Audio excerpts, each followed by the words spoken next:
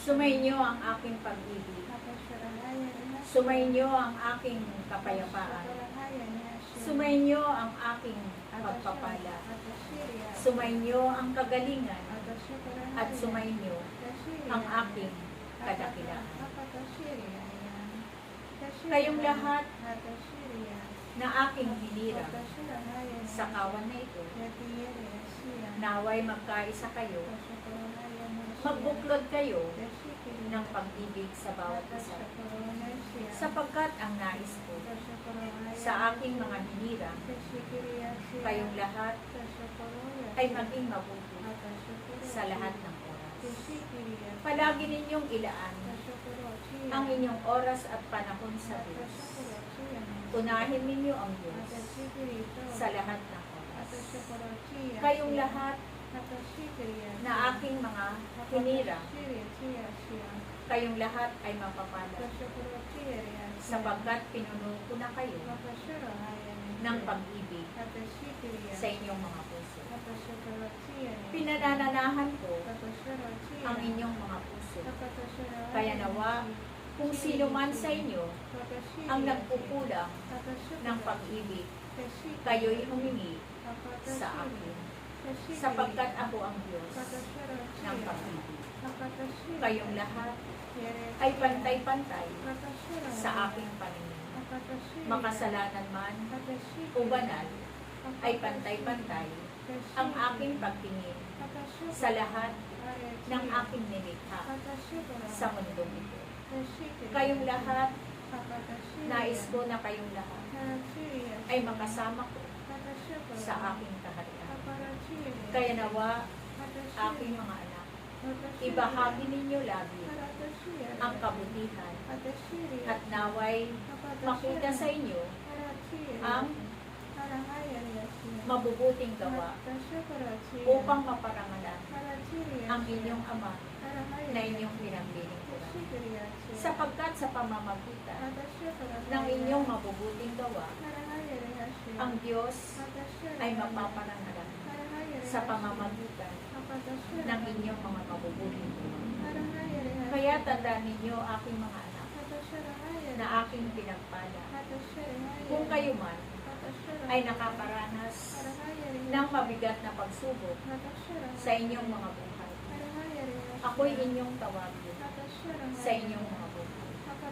Sapagkat mapalad kayo, sapagkat ang aking watawat ay nakaluklok sa inyong mga tahanan. Kung saan nakaluklok ang aking watawat, ako'y naroroon kasama ninyong lahat. Kaya tandaan ninyo, huwag kayong matakot na mawalan ng salapi. Huwag kayong matakot na mawalan ng pagkain, sapagkat ako ang Diyos na magbibigay sa inyong lahat. Hindi ko kayo gugutumin magpakailanman. Hindi kayo mauuhaw magpakailanman. Patuloy ko kayo sasamahan sa inyong pakikibaka sa inyong mga buhay. Ako'y naririto kasama ninyo. Nakalahad ang aking mga kamay upang kayong lahat ay yakapin. Kaya huwag kayong matakot kung kayo man ay nakakaranas ng kahirapan sa inyong mga buhay. Patuloy na ako'y sumasa inyo. Ako'y nasa inyong tahanan. Kaya tawagin ninyo ang aking pangalan at ako'y darating sa inyong mga buhay. Tandaan ninyo, aking mga anak, ako ang Diyos mula noon hanggang sa ngayon. Ako ang Diyos ng simula at ang wakas. Ako ang Diyos na inyong hihingian sa inyong pangangailangan. Tandaan ninyo, aking mga anak, ang lahat ng aking mga nilikha sa mundong ito, kailanman ay hindi ko pababayaan. Nagkukulang man kayo ng paglilingkod sa akin. Ito'y nauunawaan ko sapagkat kayo ay mahalaga sa akin. Nais ko kayong makasama doon sa aking kaharian. Katulad ng inyong mga kapatid na nawalan na ng buhay. Sila ay naroroon sa aking kaharian at sila'y nagpupuri sa akin. Kaya habang kayo ay naririto pa sa mundong ito, naway patuloy kayong huwag mapagod na magpuri sa akin.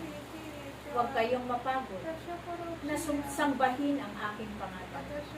Huwag kayong mapagod na luwalhatiin ang inyong Ama, sapagkat ako ang Diyos na kailangan ninyong lahat. Ako ang Diyos na aasahan ninyo sa inyong mga buhay. Sapagkat sa piling ko ay may kapayapaan. Sa piling ko ay may kagalakan. Sa piling ko ay may kasaganaan. Sa piling ko ay may buhay na walang hanggan. Salamat sa inyong lahat.